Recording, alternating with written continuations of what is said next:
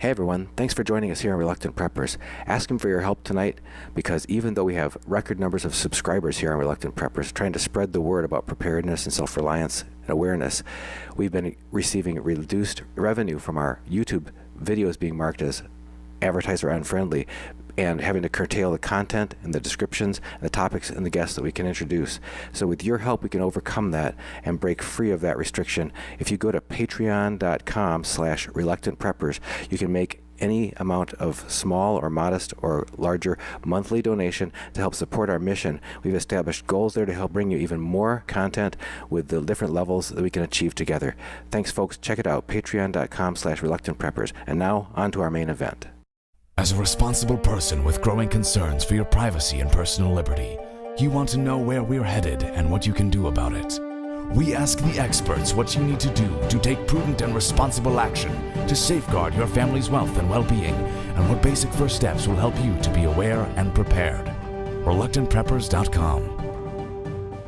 Welcome back, Reluctant Preppers.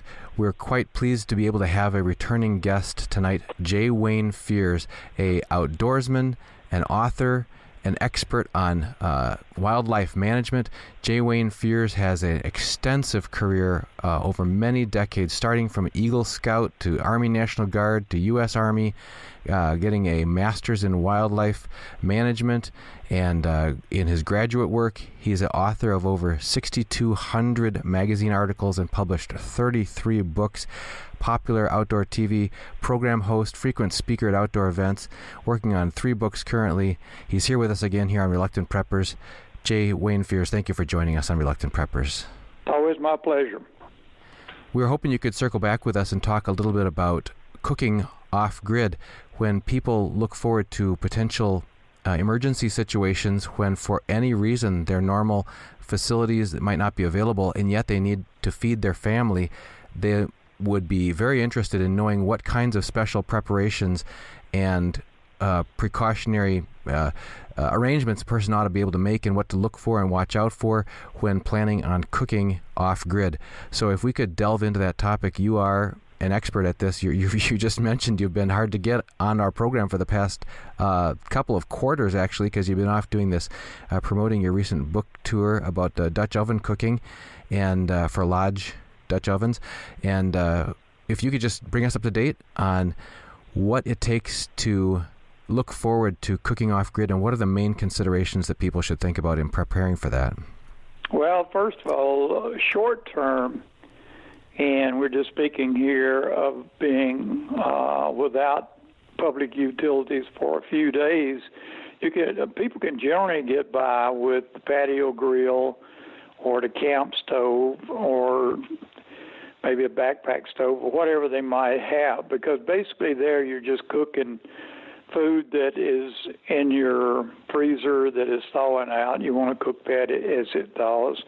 And you may have some emergency freeze-dried food on hand or food that's in your pantry, canned goods and that sort of thing.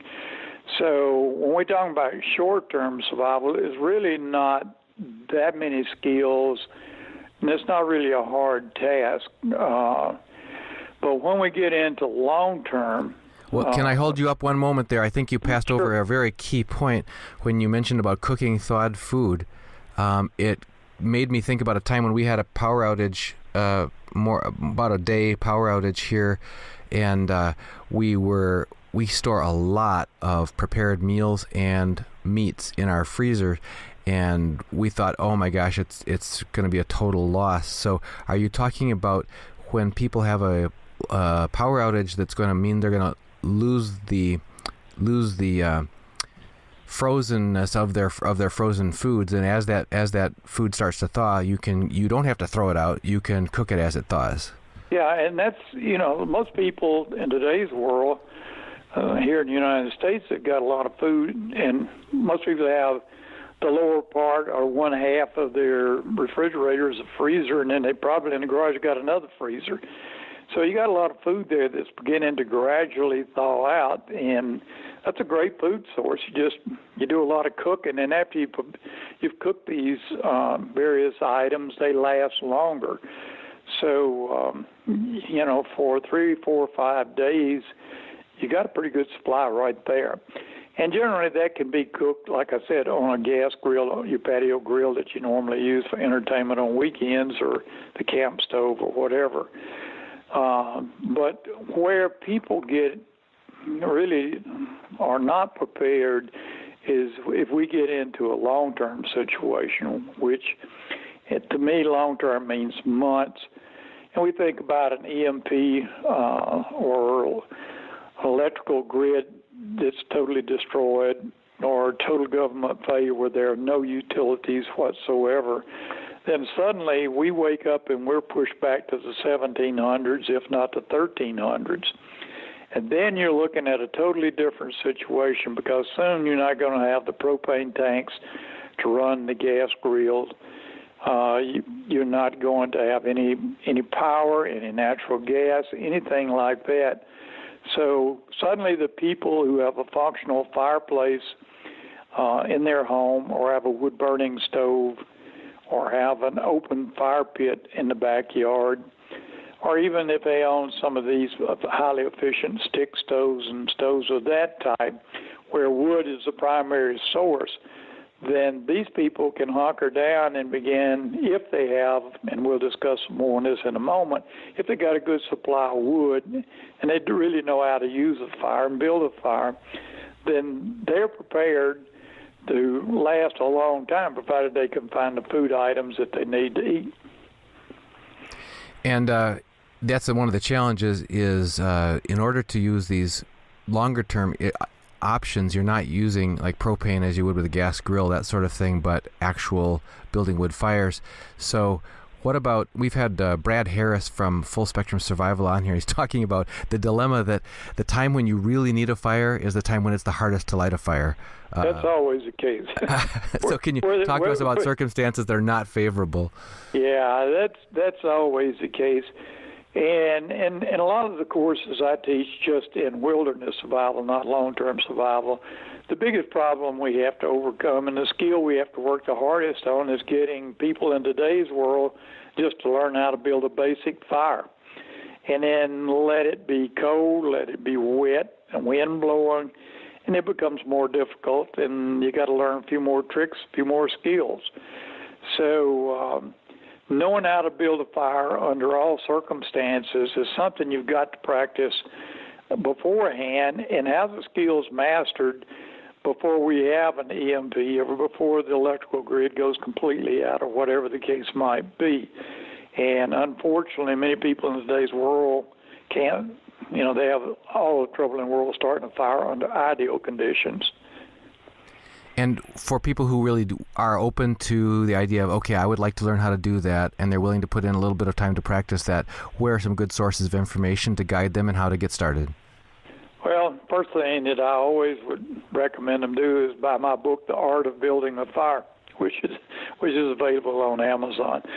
But to get firsthand experience, they need to take a basic survival course, and they're available through your land-grant universities and places like that. It's not too difficult today to find a lot of survival courses that are available, and generally most basic survival courses will spend a lot of time on fire building, how you get a fire going several different ways, how do you pick your tinder, how do you pick the wood sources, and that sort of thing. So anybody almost anywhere in the United States do just a little bit of a search, they'll find somewhere locally or fairly close to where they live a basic survival course, and I highly recommend people taking that. And if in a difficult situation, what kinds of wood sources do people need to think ahead about, and what are some of the complications that come up from an emergency situation in that? Well, a lot of people, especially people that live in apartments in central city situations and things like that, they don't have a lot of wood sources, even though they may have a fire pit in the backyard. And at that point, you've got to start looking at city parks, nearby forests, maybe just larger parks.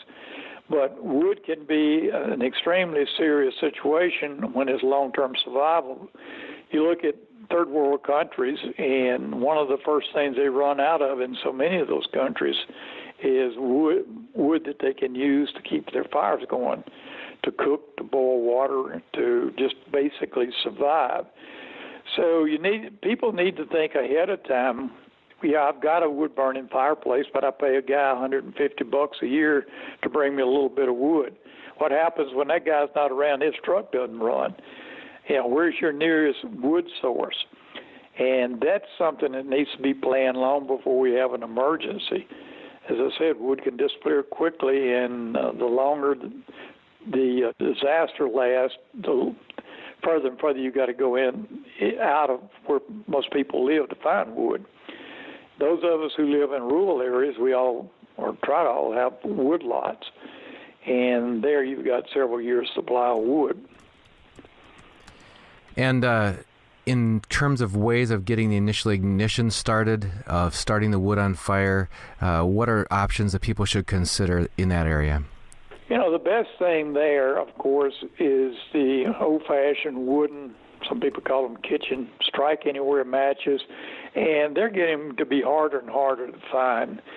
I know where I live is only one or two hardware stores that offer strike-anywhere matches any longer. The Walmarts don't have them. Stores like that do not have them. And then the second source would be Magnesium fire starters, and that would be a good program on itself. There are good Magnesium fire starters, and there are a lot that are cheap, made in foreign countries that produce poor material, and there are a lot of bad Magnesium fire starters on the market. And then more primitive is flint and steel. But you've got to learn how to use all of these and use them efficiently. And again, that takes practice. This is something that you buy you a really good Magnesium fire starter, box of kitchen matches, and you wait for the long-term survival situation to occur. And then when it suddenly occurs, your matches have been exposed to humidity. They don't work. And you don't really know how to use the Magnesium fire starter. So you need to think about what are you going to do to start these fires? What's going to be your source of the fire? And I always rate kitchen matches number one, strike anywhere kitchen matches. And they need to be stored so that the moisture will not age them quickly. And you need to practice these things. It's not easy to start a fire. You can see it on television all you want to and in movies, but flint and steel can be a very, very difficult way to start a fire. Same thing with a bow drill. I see people all the time that try to start fires with bow drills, and they're exhausted and they still don't have a fire. At least they're warm by that time. Yeah, they're warm. That's a given. They sure are. But they're hungry too. On the question of wooden matches, I've heard a couple different tips. One said keeping them inside watertight plastic screw-top jars to prevent, if we have a flood or a rain or that kind of thing, to keep them from getting wet until they're ready for use. Another person actually said dipping them in paraffin to waterproof them. But I don't know if either of those, is there anything, the tricks that you do to keep them as fresh as they can be and suitable for use? Yeah, what I do is I take a box of strike anywhere matches, and I have a device which we use for putting up food in the freezer, which sucks all that air out of it, and it's just there's no air in there, there's no moisture in there, and that's how we store ours. And we've got some that are 2 to 3 years old that when you open them up, they work real good. Is that a vacuum packer? Like you were talking about in jars and things, if you live in an area where there's high humidity and you screw the top of that jar on, you've screwed in some air that may be 40, 50, 60% humidity, that will work on those matches. And the paraffin, I've never seen those last more than about a year or so. It's a good idea for short term, but I've just never seen it last for long periods of time. The tool you talked about, is that a vacuum packer? Is vacuum it a heavy plastic bag and it pulls all the air out of the plastic bag? Yeah, you use it. Basically, we use it for putting up venison and elk and things like that. But it works great on striking wood matches because it pulls all the air out. It almost squishes the box. Yeah. And we keep them high on the shelf in the pantry, and when time to use them, pop them open, and they're just like a brand new box of matches. Any particular brands of the Magnesium fire starters that you've found to be consistently good quality? They're some. Let me go by size rather than brand. Some of the larger ones, they're about a half-inch in diameter. Those are some of your better Magnesium fire starters that I've used. Some of these little bitty ones that, I'll just go ahead and say it, they're made in China, and they deteriorate pretty quickly. And I've had some that we've tried in survival kits of different types, and after a year or so, the things basically are powder when you need them, or when you go to try to strike a spark, the thing begins to crumble on you. So there's a lot of information available on the internet as to what a good Magnesium fire starter is and what a poor one is. And you've also talked about cooking at a fire ring. Can you talk about what options there are for people to cook? Yeah, in today's world, a lot of people entertain in their backyard or on the patio or whatever, and a world of people have fire rings, and this can become an outdoor kitchen very easily. But you've got to be set up ahead of time so that you have a grill where you can actually put pots and skillets on the fire. You need to have a rack with hooks on it so you can hang pots over the fire.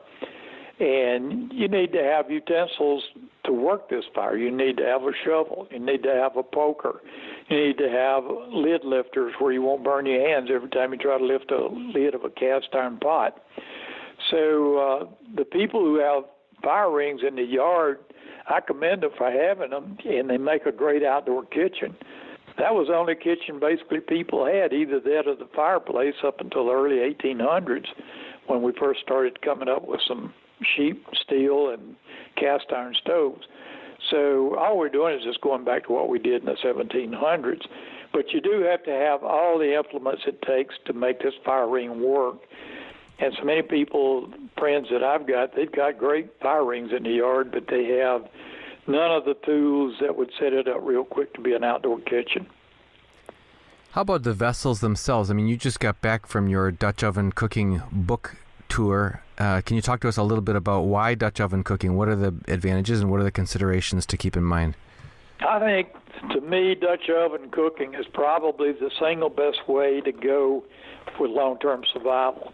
And if you go back and look in the late 1600s, 1700s, 1800s, whether it was a colonial kitchen in Maryland or whether it was cowboy camp, chuck wagon camp out on the western prairies, or the voyageurs going in canoes up through Canada, Dutch ovens was an important part of their cooking gear, and a lot of times was the only cooking gear that they had. And there are excellent Dutch ovens available in all sizes today. And you can do anything with a cast iron Dutch oven you can do with a electric or gas range at home. You can bake in them, you can boil in them, you can fry in them. You can do anything that you can do on your home stove. And this is the second book I've written on Dutch oven cooking. And there's a world of people do it as a hobby today, but a lot of these people also, when you're talking to them, they have thought about that their Dutch oven setup would be ideal if they had to go into long-term prepping and or long-term survival. So I think that Dutch oven cooking is the way to go, and again, it's going to take some effort to learn the skills. But once you've learned the skills and once you've purchased the tools and the pots that you need, as long as you've got a wood source, you can do anything out behind your house that you can do, or on your hearth that you've got a fireplace that you could do on the stove at home.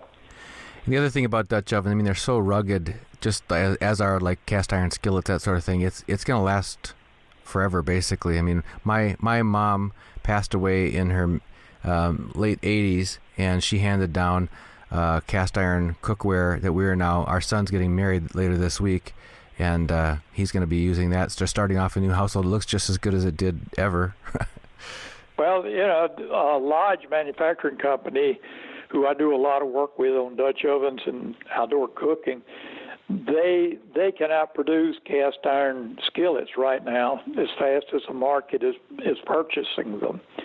And I asked them not long ago who's purchasing all these, and it's the millenniums. It's the young people. It's not us old folks. So a lot of people are turning back to these old ways of cooking. Cast iron skillets, Dutch ovens, and the Dutch oven is especially good just simply because you can bake so good with it. Mm-hmm. And what about other specialty approaches to concentrating the heat while cooking? Well, Reflector oven is another one that's ages old that you still see in a lot of camps, especially outfitter camps and cowboy camps.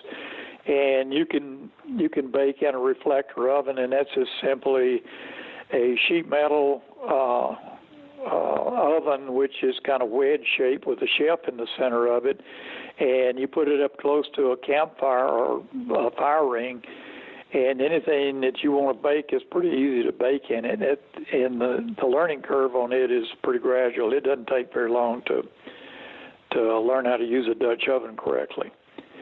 And then another thing that I picked up years and years and years ago, especially up in Canada and New England, is so many of the camps have what they call a beano, and it's a permanent beano, and I have one in my backyard. And it's simply a hole in the ground that's lined with fire bricks. You build a fire in it. You learn through a little bit of experience. You get that hole about 400 degrees, and you can put a complete meal in there in cast iron Dutch ovens. Put a cover over the hole, cover the cover up with dirt, and take off and be gone for a day. Come back, your meal is cooked, it's waiting on you, and it's still warm. So things like that. Beano cooking has been around forever. It's not widely known, but in some regions of North America, it's still used as much today as it ever was. Just clarify, because it's just so everybody understands. When you cover it up, does that extinguish the fire, and is the heat from the bricks? That's exactly what it does. This hole is 400 degrees hot, and when you put your Dutch ovens in there, I put as many as 3 or 4 in one at a time, and then you throw some hot coals on it, and then you can put a piece of metal roofing over it, say, and then just cover that up with mineral earth. And what it does, it smothers out the fire, and all day long this oven goes from 400 degrees down to about 100 degrees or so. So it doesn't burn your food. It just literally cooks it, keeps it moist, and when you come back in, your food's ready. When I was outfitting in Rocky Mountains and up in Canada and Alaska, that was the way we cooked a lot of times when we would have hunters out or fishermen out all day long, and we wanted the meal ready just as soon as we got in. So, and they call it beano because up in New England they cook on. Most of the people that have camps up there cook different kinds of beans in it. It's just got the name beano. But you can cook anything. You can cook a stew, pot roast, whatever. And it sounds like it has the added benefit if you get the slow cooking without having to tend to fire all day. I can think of that from a labor saving, reduce your smoke signal as far as attracting unwanted attention, and also for safety if you're going to be gone and you don't need to leave this fire attended. Yeah, there's a long list of positive things that come from having a beano, and I devoted in this new Dutch oven book of mine, I devoted a whole chapter on how to build one and the various ways to use it and the advantages of it. So I encourage anybody that if they got room in their backyard, this is an excellent baker. I call it a baker because you can bake anything in it. An excellent baker to have in your yard, and for long term, I know some lumber camps has been using them for years and years. How does the food supply that you have determine the type of cooking that you want to be considering? Well, it may be that you may be in a long-term situation where you've got 5 years supply of freeze-dried foods, and even though you want to supplement those, that's going to be the main course you're going to have day in and day out. A person in a situation like that, basically all they got to do is boil water.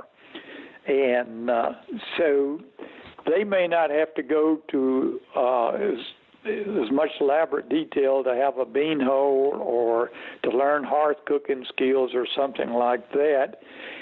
But a person who may be depending upon wild game, let's say, or doing a lot of foraging for wild plants, where they're going to have to do some baking, they're going to have to do some boiling, they're going to have to do frying from time to time. That's the people that really needs a fire ring and some pots and pans and tools to use to keep a fire going. So you got to think ahead.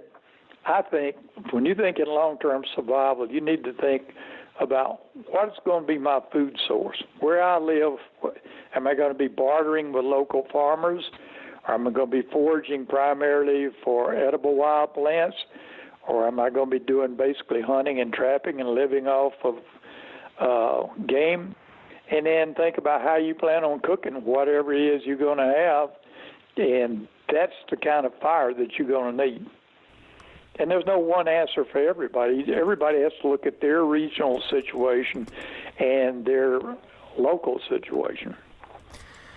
And what's the number one skill building advice that you can give people? Because it sounds like a lot of the things you've talked about is not just about the tools, it's about the skill. So how do you develop that in the most effective way?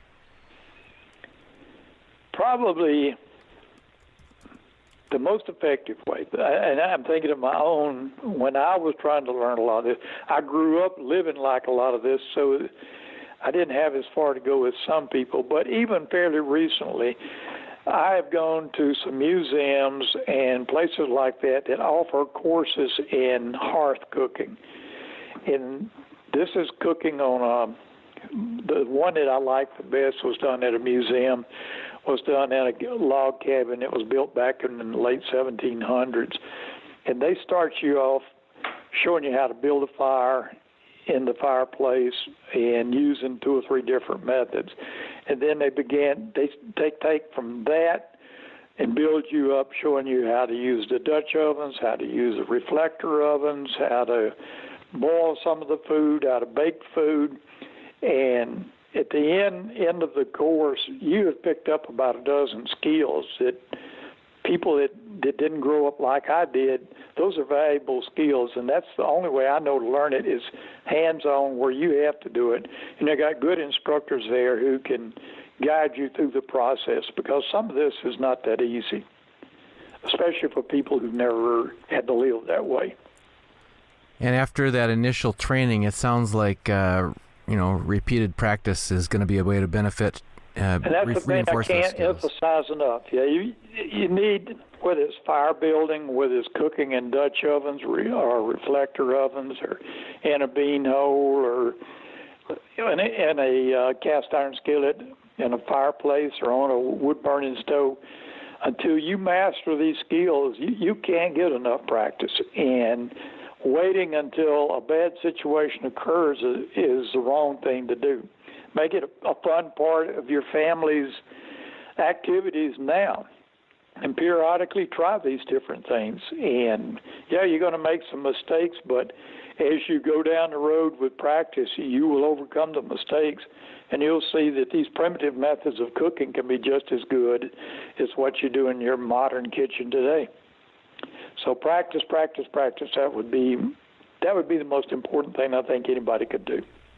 It reminds me of what, again, Brad Harris from Full Spectrum Survival talked about. He talked about making a habit of going camping with your family, because camping is going to give you an opportunity to do a lot of these skills. For some people who don't really feel attracted to some of the difficulties of camping or that sort of thing, even like you mentioned, backyard cooking, and even if you have your kids have some friends, you can have that other family, and you kind of have this not a competition, but an adventure where they come over one time and you try a new technique at your place, and then you go over there and try it at their place, just to bring it into the family and put some fun into it and make it an exploration. we try to take a lighthearted view whenever we try some new cooking technique, and I always end up, or my son ends up burning something, and people try to take it lightly and say, "Hey, charcoal's good for you." Some people take it for health, So yeah, but I think what's amazing, we do a lot of primitive cooking in the backyard, and we use it as a part of entertaining friends and things like that. And a lot of our friends are not backwoods kind of people, and they are amazed at what you can do on an open fire because they've just never been exposed to it, and it catches on. Then they want to try it. So it's infectious, and I think that's a good thing, and especially for people who are interested in prepping for long-term emergencies. The best thing you can do is just turn it into fun, and then everybody learns and everybody gets something out of it. Well, J. Wayne Fears, author of numerous books on outdoor survival, on orienteering, on wildlife management, search and rescue efforts, and most recently author of the Lodge Dutch Oven Cookbook, as well as the recommended Art of Building a Fire, which we have to check out here. Thank you so much always for joining us on Reluctant Preppers. My pleasure, and have a good evening.